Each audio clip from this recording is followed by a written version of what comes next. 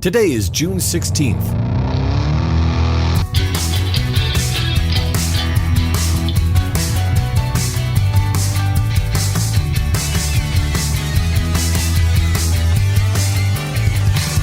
It's the 167th day of the year, and this is the On This Day podcast. The year 1816 is known as the year without a summer.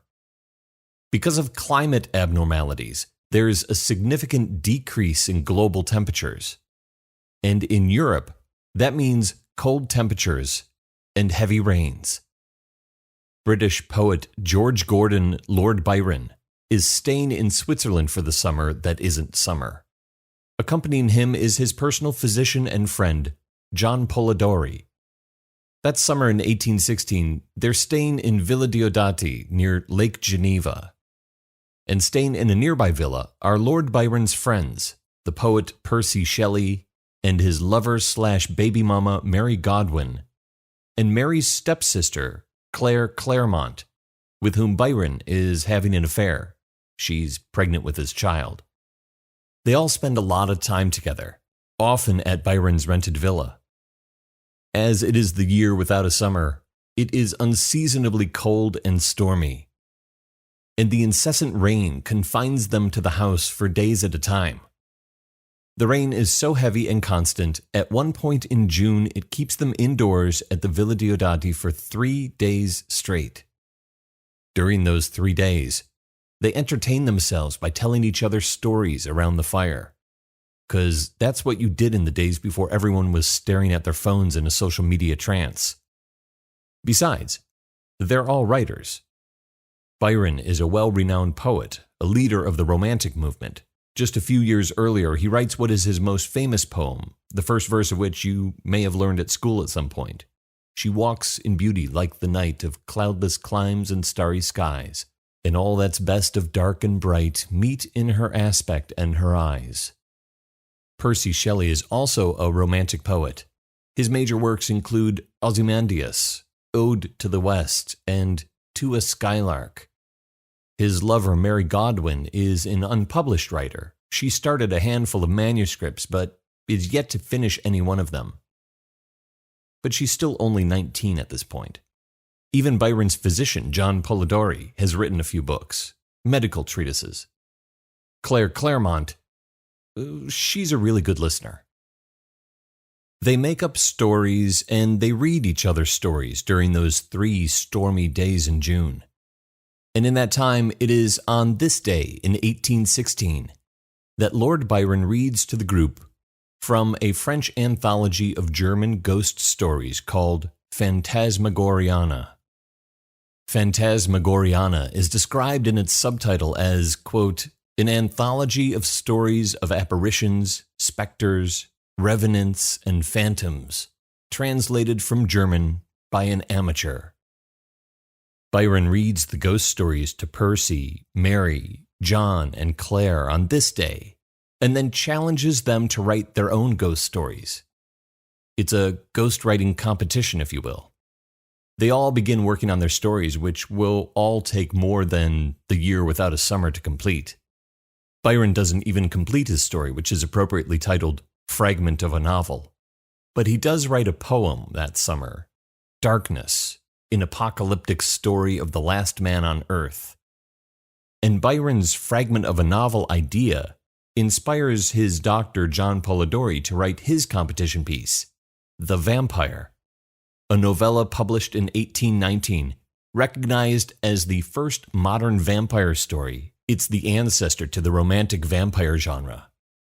Percy Shelley, he's a bit too much of a romantic to write a ghost story. But his lover, Mary, she takes up the challenge. She thinks about it for days on end and has a dream about a scientist who creates life and then is horrified by what he has made. She begins writing. Mary Godwin and Percy Shelley get married at the end of 1816. And in 1818, Mary Shelley publishes her first book, the Gothic novel Frankenstein, or the modern Prometheus, better known these days simply as Frankenstein.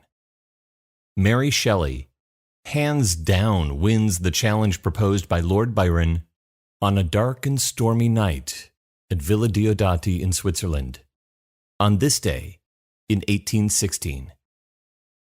Oh, and Claire Claremont? She's a really good reader.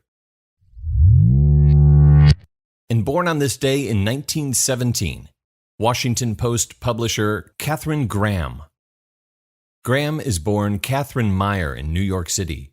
Her father, Eugene Meyer, is a financier who buys the Washington Post out of bankruptcy in 1933. In 1938, Catherine Meyer takes a job at the Post, and in 1940 she marries Philip Graham, who is a Supreme Court clerk.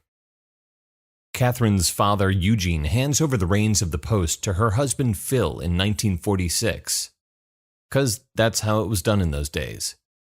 And for her part, Catherine is happy to have Phil run the Post. She says she couldn't imagine her father seeing her as someone who could take on such an important job. Phil Graham is publisher of the Post from 1946 until 1959, when he takes over as chairman. And together, the Grahams take a leading role in the Georgetown social circuit. But Phil Graham is battling a lot of personal demons. He has a considerable problem with alcohol. He battles mood swings and severe depression. And in 1963, he suffers a nervous breakdown and commits suicide. After her husband's death, Katherine Graham takes over the Post as president and then later publisher. Under her guidance, the Washington Post goes from being a decent paper in a government town to the pinnacle of journalism excellence and principle. As publisher in the 1970s, she sees the paper through its legendary coverage of the Pentagon Papers and the Watergate scandal, two monumental national stories that not only established the Post as one of the most prestigious news operations in the country, but change journalism forever. Alongside her longtime allies, Post editor Ben Bradlee and Washington Post Company shareholder Warren Buffett, she grows the daily newspaper her father buys at auction for $825,000 into a multi-billion-dollar multimedia conglomerate, the first woman to head a Fortune 500 company. Katherine Graham's son Donald takes over as publisher in 1979, and Graham continues on as chairwoman of the board until 1991. A prominent figure in international business, political, and social circles, Graham is humble and modest by nature. In 1997, she publishes her autobiography entitled Personal History, which wins the 1998 Pulitzer Prize. Her personal story as a woman in a powerful leadership position in politics and business, in a world traditionally dominated by men, is an inspiration to many. Yet, Katherine Graham is amazed when she wins the Pulitzer for her life story.